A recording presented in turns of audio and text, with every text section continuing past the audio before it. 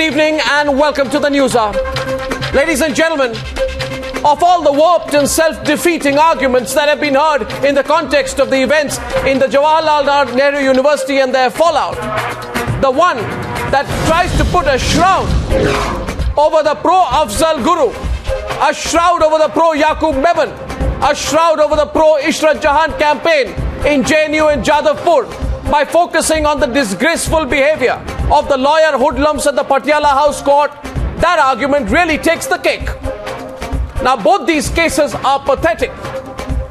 Both these cases need the toughest treatment from the law. The louts behind both, the louts who make the Afzal Guru their poster boy of victimhood, as well as the louts who call themselves lawyers at Patiala House Court, both these sets of louts must be behind bars. But strangely enough, and this is what baffles me the most, both these sets of louts are not behind bars. Both these sets of louts are for some reason absolutely free. They are free as we bring you this broadcast tonight. And both these sets of louts have their own sets of patrons. The JNU anti-national louts have a more diverse set of patrons, including so-called intellectuals and those who fancily describe themselves as left liberals. The Patiala House louts have extreme right-wingers as patrons, those who think that throwing stones and abusing is serving the nation. Now, both sets of patrons to both these two sets of louts are very, very self-convinced and hate any comparison to the other. The patrons of the campus louts consider themselves more English-speaking, more highbrow than the Patiala House Court's louts. But their behavior is in fact strikingly similar. They have extreme hate for anyone who doesn't narrowly agree with them. And if you take them on directly by name, they hunt in packs, displaying virulent, acidic intolerance. Ladies and gentlemen, I believe that both these sets of louts and their patrons are bringing the country down. The News Hour has and will challenge both these groups. We were called names and attacked personally when we questioned religious dogma at Shani Shignapur and Haji Ali. We did not waver because we knew we were on the side of what is right. We were physically attacked when we fought the political goons who shot dead an 8-year-old in Uttar Pradesh last week. We didn't care or look back.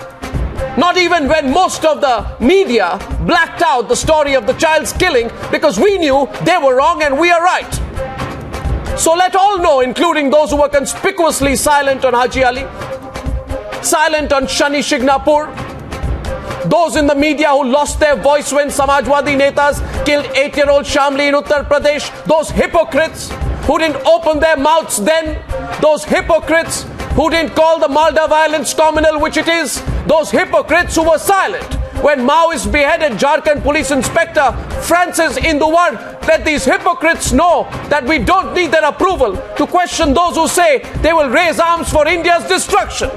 Because what we hate is hypocrisy.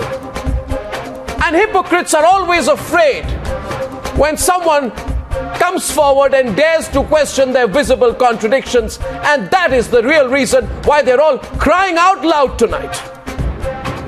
That is why for them, the questions that we raise on the News Hour is the story, not the fact that in a country where rivers of blood have been inundated by Pakistan-backed terrorists, a country where radicalization is a real danger, we have a new homegrown terror support structure that is trying to gain root in Indian campuses. The realization of their own hypocrisy is the reason why these patrons of terror supporters, why these backers of the Hurriyat, why these lobbyists for Yasin Malik and S.A.R. Gilani, why these people who back the division of India and call Maoist Gandhians with guns are now trying to put the focus only on the Patiala House louts, while censoring, completely blacking out the videos of the anti-India campaigners in JNU and Jadavpur. These hypocrites want to twist the narrative to somehow suit themselves. But they will fail, ladies and gentlemen. They will fail because the people of India will see through this hypocrisy.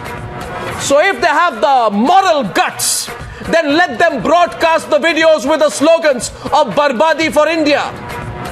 If they have the moral guts, then let them ask the people of India whether calling for violence against the motherland is fashionable.